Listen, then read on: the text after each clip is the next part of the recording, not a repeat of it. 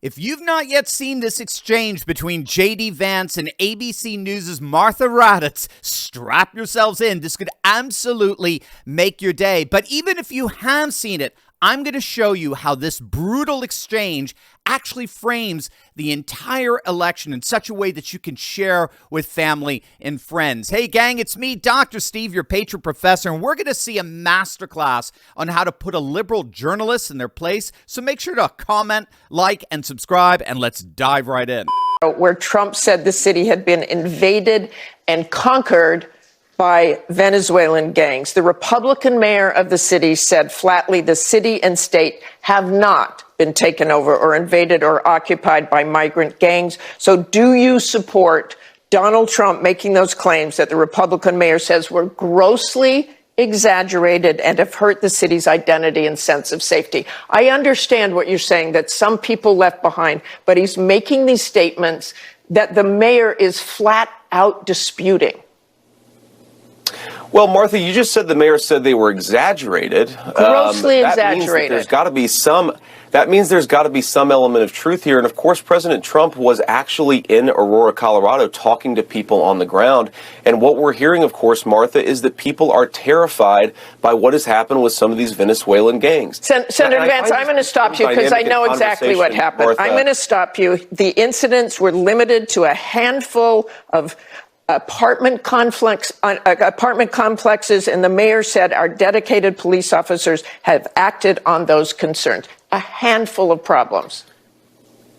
Only, Martha, do you hear yourself? Only a handful of apartment complexes in America were taken over by Venezuelan gangs, and Donald Trump is the problem and not Kamala Harris's open border. Americans are so fed up with what's going on, and they have every right to be. And I really find this exchange, Martha, sort of interesting because you seem to be more focused with nitpicking everything that Donald Trump has said rather than acknowledging that apartment complexes in the United States of America are being taken over by violent gangs. I worry so much more about that problem than anything else here. We've got to get American communities in a safe space again. And unfortunately, when you let people in by the millions, most of whom are unvetted, most of whom you don't know who they really are, you're going to have problems like this. Kamala Harris, 94 executive orders that undid Donald Trump's successful border policies. We knew this stuff would happen. They bragged about opening the border, and now we have the consequences, and we're living with it. We can do so much better, but frankly, we're not going to do better, Martha, unless Donald Trump calls this stuff out. I'm glad that he did. Now, if you don't know, that wretched excuse for a journalist is ABC's Martha Raddatz, who, remember, she actually cried on election night of 2016. In front of the entire nation, she openly wept on camera when Donald Trump won. She is as left-wing and as pro-Democrat as you can possibly get. And she just completely outed herself and the dismissive attitude of the establishment elite towards the sufferings of tens of millions of ordinary Americans. Even the likes of Meghan McCain saw it. Remember, Meghan McCain despises Trump, and yet even she saw it. Quote, "It's really insane. Martha and her producers didn't see how awful her line of questioning sounds to a normal person. I'm sure she would have different feelings if she lived next to an apartment complex filled with Venezuelan gangs. She sounds psychotic, like completely psychotic." And it's true. And that's because that's exactly what she is. She and her liberal ilk are psychopaths, and that's not mere hyperbole. That was the conclusion of the Polish psychologist Andrzej Lobachevsky, who studied Marxist leftist elites for 40 years. And he concluded that the singular characteristic that all of these woke leftist Marxists have was that they were all psychopaths. They weren't just wrong. They weren't just misguided. They weren't just mistaken in their beliefs. They were psychopaths. And when the world is run by psychopaths, it becomes hysterical. It literally goes insane, which perfectly explains not only our society, but precisely how someone like Martha Raddatz thinks. And what J.D. Vance did there, besides, of course, committing a homicide on live television, what he did there so brilliantly is he exposed precisely the very reason why Kamala Harris's campaign is imploding.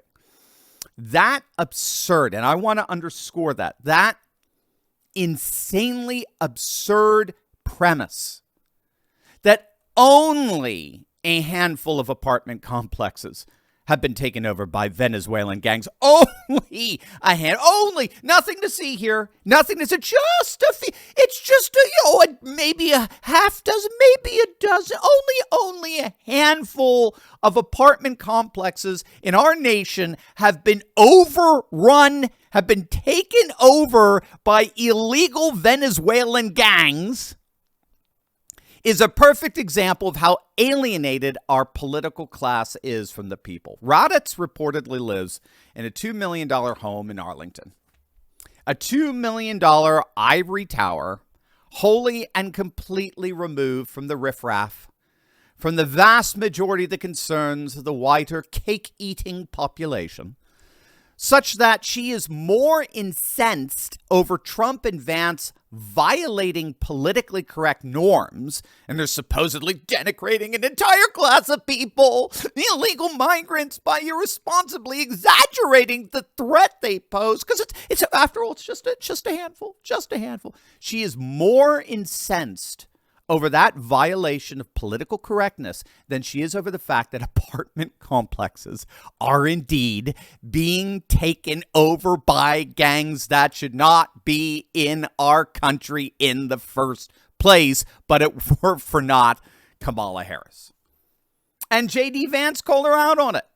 Just a handful of apartment complexes. So is it now just a handful of violent assaults of people who should never have been here in the first place? It's just a handful of violent crime. It's just a certain percentage of murders and rapes. You can't use that to tar and feather an entire group of people who need our help. How dare you? What J.D. Vance exposed there was that elites like Raddatz are more concerned about the reputations of illegal migrants than they are about the crimes committed against the citizens of our nation. They're what scholars call post-American. Liberals like Raddatz are globalists.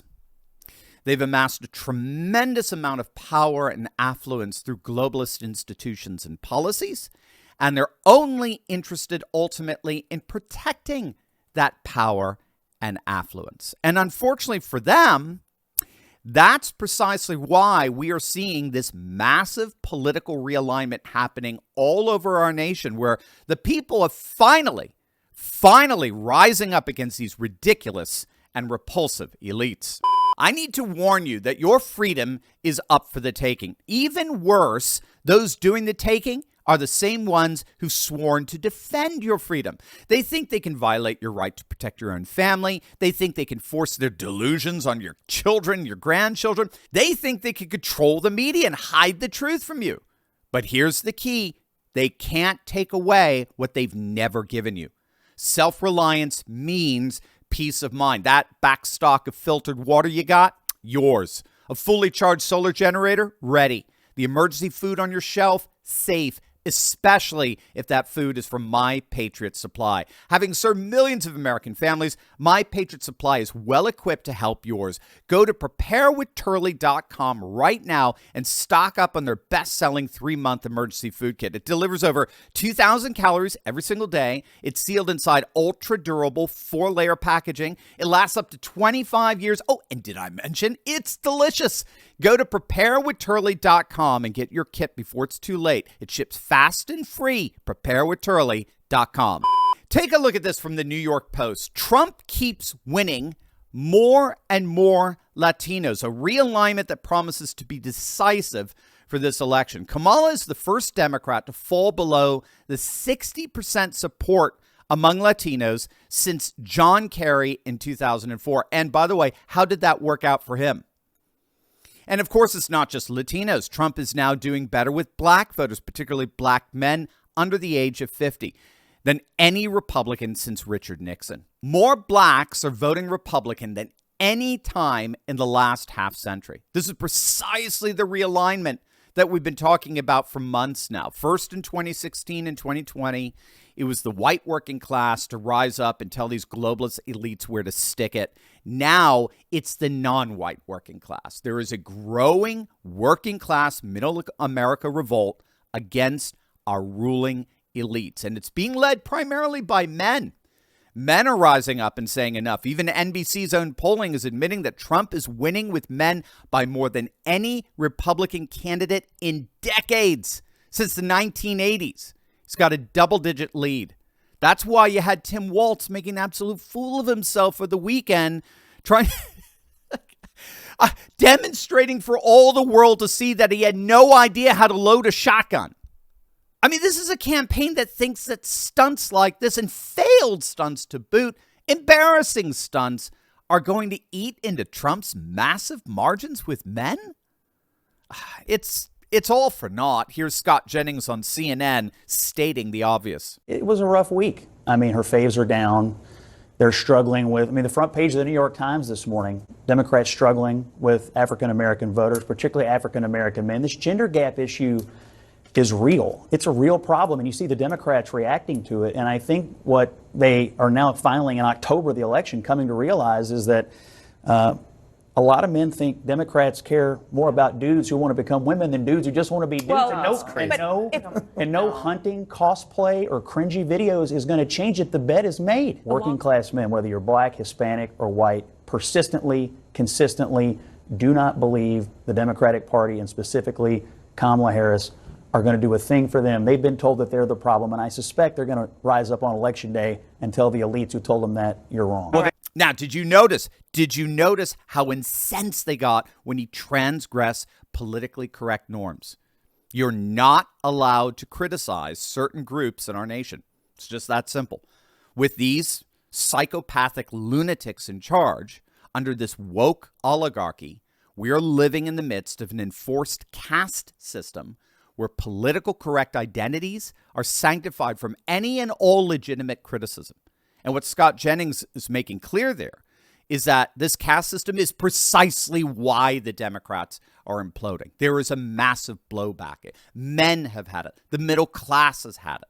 The working class has had it. American citizens as a whole have had it. They have had it with a woke caste system that's expediting the social, cultural, and economic destruction of our nation. And this weekend, Martha Raddatz of ABC News found that out the hard way.